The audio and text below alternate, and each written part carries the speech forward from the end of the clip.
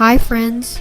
Today we're taking you on an adventure through Brooklyn's Chinatown, a super cool place in New York City.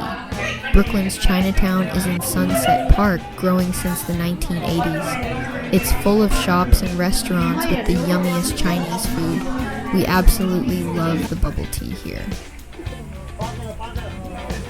You might know Manhattan's Chinatown, but Brooklyn's is different. It's less crowded, more like a real neighborhood.